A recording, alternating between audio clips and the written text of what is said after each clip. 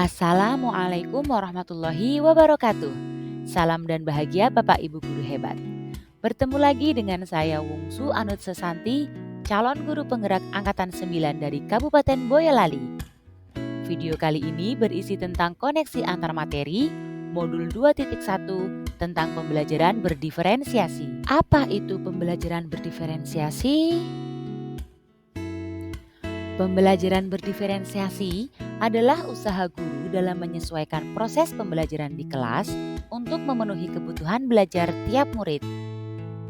Artinya, pembelajaran berdiferensiasi adalah suatu pendekatan yang mengakui bahwa setiap siswa memiliki kebutuhan dan kemampuan yang berbeda-beda.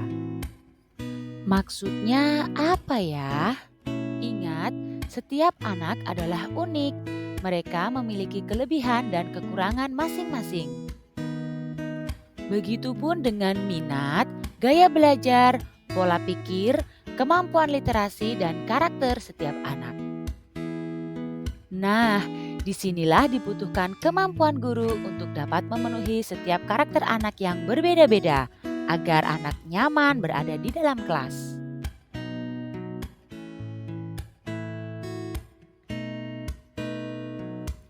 Lalu bagaimana ya cara untuk melakukan pembelajaran berdiferensiasi di kelas? Agar dapat melakukan pembelajaran berdiferensiasi, guru harus memahami tujuan pembelajaran, mengetahui dan merespon kebutuhan belajar murid, menciptakan lingkungan belajar yang mengundang murid untuk belajar, melakukan manajemen kelas yang efektif, dan melakukan penilaian berkelanjutan. Berkaitan dengan kebutuhan belajar murid, guru harus memahami 3 aspek berikut. Yang pertama, kesiapan belajar murid atau readiness. Dalam tahap ini mengharuskan guru untuk menilai pengetahuan awal dan menentukan apa yang telah diketahui murid dan di mana murid berada sekarang ini. Yang kedua, minat murid. Guru harus memahami minat murid karena minat adalah suatu motivasi yang penting bagi murid untuk terlibat aktif dalam pembelajaran. Yang ketiga, profil belajar. Dalam hal ini, guru memberikan kesempatan kepada murid untuk belajar secara alami dan efisien, bergantung dari gaya belajarnya, kecerdasan majemuknya, pengaruh budaya, dan lingkungannya. Guru dapat menerapkan 3 strategi cara yang tepat. Dapat memilih salah satu atau ketiganya. Yang pertama, diferensiasi konten. Guru perlu menyesuaikan materi atau konten pembelajaran dengan kebutuhan belajar murid yang beragam. Mempertimbangkan dari pemetaan kebutuhan kesiapan, minat, dan profil belajar murid. Yang kedua, diferensiasi proses. Guru perlu memvariasikan proses belajar agar beragam sesuai dengan kebutuhan belajar murid.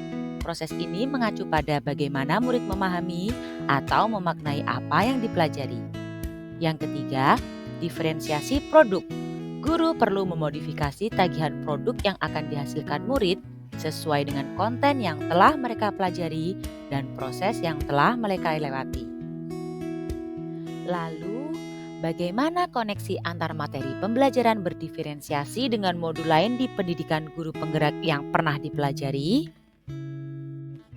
Tentu saja ada keterkaitan antara modul 2.1 pembelajaran berdiferensiasi ini dengan modul-modul yang lainnya, yang mana semua pembelajaran dimaksudkan untuk berpihak pada murid dan membentuk karakter anak yang sesuai dengan profil pelajar Pancasila.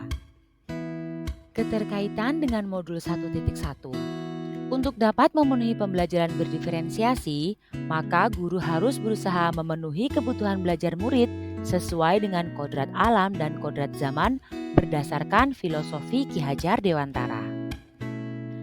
Yang kedua, dengan modul 1.2.